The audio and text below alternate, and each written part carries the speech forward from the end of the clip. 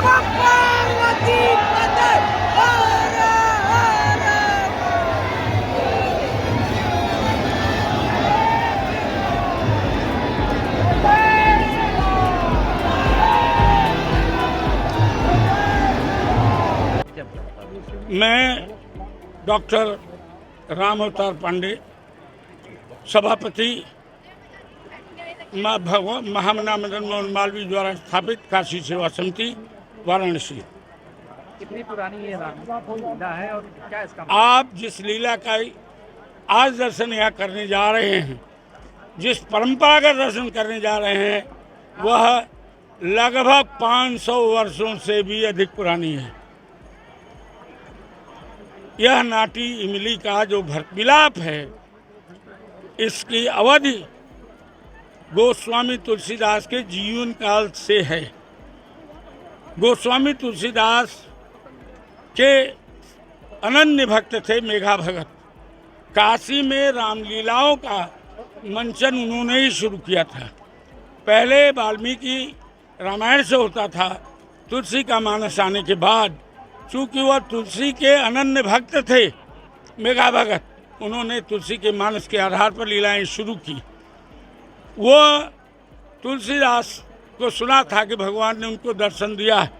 चित्रकूट के घाट पर भई वैष्णव की भीड़, तुलसीदास चंदन घिसे में तिलक दे महावीर, सुना था कि दर्शन हुआ था। वो खुद भी चाहते थे दर्शन करने, लेकिन लीलाओं कराने के बाद भी दर्शन को नहीं हुआ। और तब तक तुलसीदास का आखिरी समय आ गया। जब आखिरी समय आ गया, चूँकि वो अनन्य भक्त थे इसलिए परेशान होने लगे। यहाँ तक कि मेघा भगत सुसाइड की भी सोचने लगे, लेकिन तुलसीदास ने उनको समझाया और कहा, एक हनुमान जी की मूर्ति दी और कहा कि इसकी सेवा पूजा करना, ये मूर्ति जैसा बताएगी वैसा करना, मेरे बाद यही मूर्ति तुम्हारा मार्गदर्शन करेगी। उन्होंने पूजा सेवा शुरू की। एक दिन नींद में उनको आया कि तुम अयोध्या जाओ। मार्गदर्शन हो गया, वो निकले और अयोध्या गए। जाते जाते थक गए थे, ये साधन तो तब थे नहीं, तो थक के बैठे सरयू के किनारे। दो लड़के आए खेलते कूदते और उन्होंने धनुष बांध दिया उनको कि इसको लिए रहो, हम लोग अभी आते हैं। लेकिन वो लड़के आए नहीं, आई जोते रह गए। अंत में इतने देर में उनको झपी लगी, तब कहा कि कलयुग में तुम हमारे स्वरूप का दर्शन करना चाहते हो, नहीं कर पाओगे, संभव नहीं है, इसलिए तुम अब चले जाओ, धनुष बाण लेकर के काशी जी चले जाओ और वहाँ भरत मिलाप जिस दिन करोगे उस दिन राम पात्र में मिलाप के समय मैं स्वयं उपस्थित होऊंगा। ये भगवान की घोषणा थी।